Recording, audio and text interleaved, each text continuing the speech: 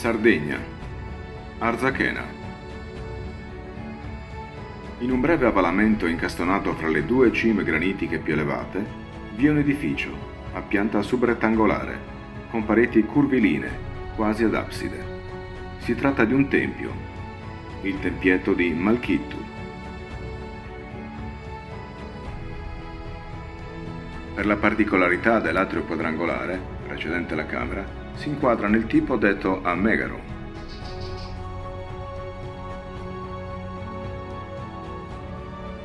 Se ne conoscono altri esempi nel resto della Sardegna, ma l'ottimo stato di conservazione di quello di Arzachena ne aumenta l'interesse e consente all'osservatore di poterne interpretare con facilità l'aspetto originario.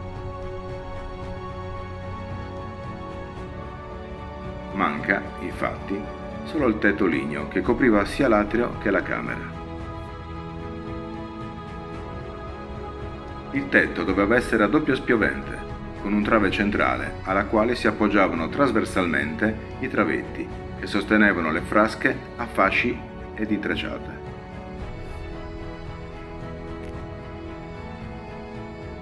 Nell'atrio, che anche originariamente presentava il lato anteriore aperto, spicca la facciata del tempio, culminante con un frontoncino.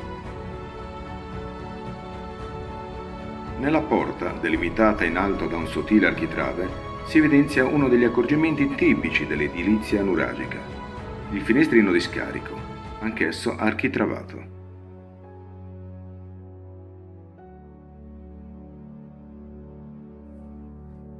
Caratteristico il sistema di chiusura che si rinviene anche nel nuraghe al bucciu, due nicchiette contrapposte per l'alloggiamento del palo di blocco della porta lignea. Superato il breve andito, le caratteristiche dell'unica grande camera del tempio fanno immaginare l'espletarsi di riti comunitari, ma è sconosciuta la divinità a cui erano rivolti.